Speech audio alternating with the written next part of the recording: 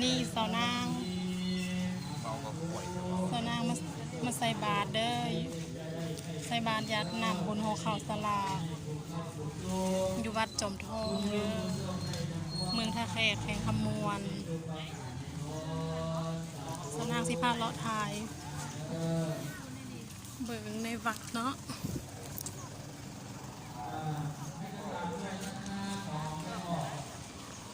พาเลาะเด้อมีว่างๆอยู่ถึงว่าแม่จะได้ขึ้นห้อง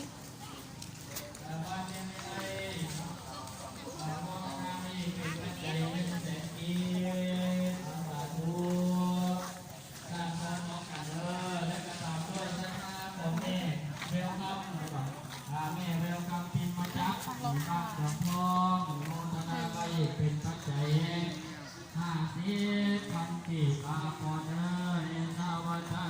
มีสัพพะสัมพุทธังสัมมาสัพพิเทวะอนุโมทันตุข้าพเจ้าปรารถนาสิ่งใดขอให้ได้สิ่งนั้นสมเบิ่งวิธีใส่บาตรวัดจอมทองเด้อ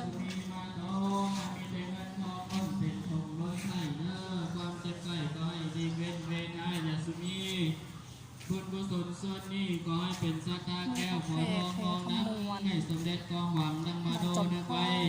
ใจเจ้าปรารถนาขอยินโยฟ้าเลี้ยงล่ำและหาปรารถนาสิ่งใด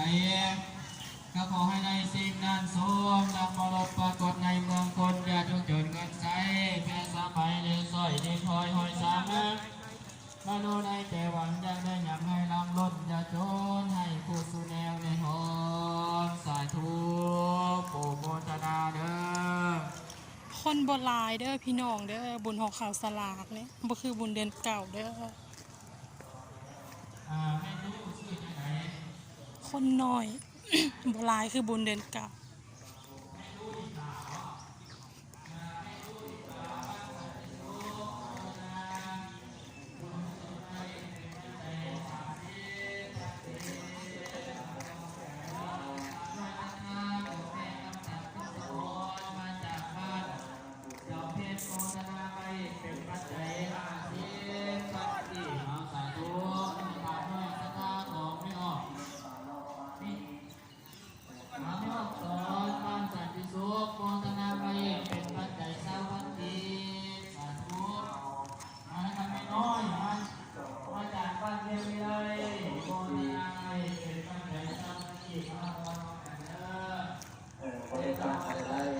พาเลาะเบิงอ่อมวัดเด้อ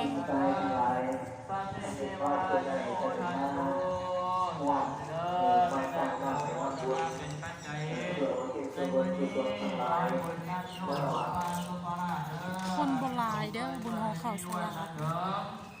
ก็คือบุญเดือนเก่า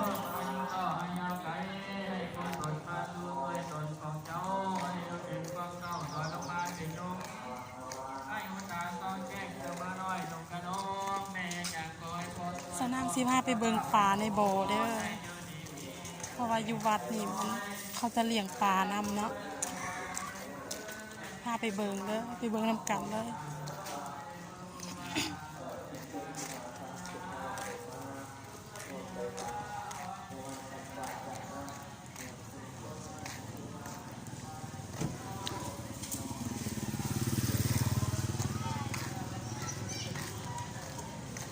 ไปเบิงป่านำกันเลยเนาะพี่น้องเนาะ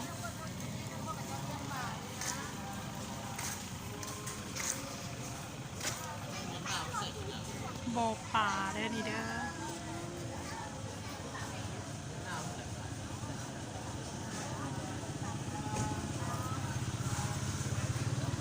จะมีเด็กหน่อยเขาเบิงไล่ลาย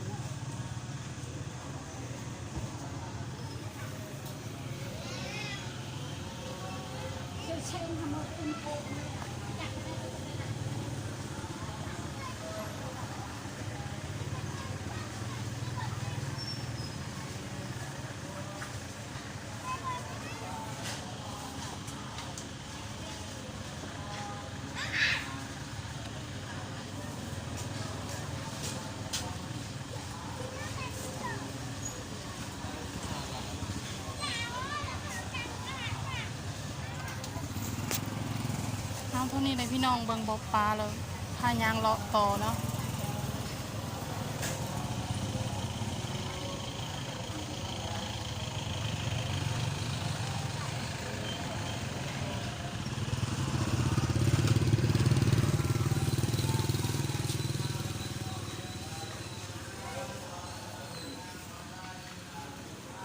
อากาศจะร้อนแล้วเดี๋ยวนี้ฝ่าแดดแล้วตะเวนขึ้นสูง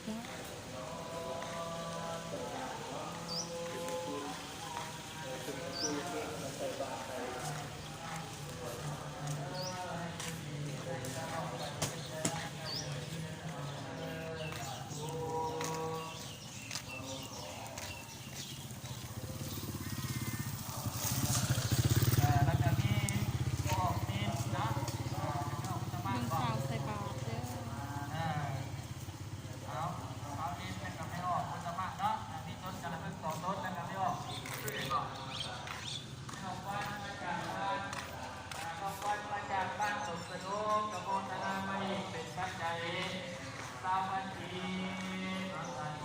เอาเท่านี้เลยพี่น้องเขาปิดคลิปกันเด้อ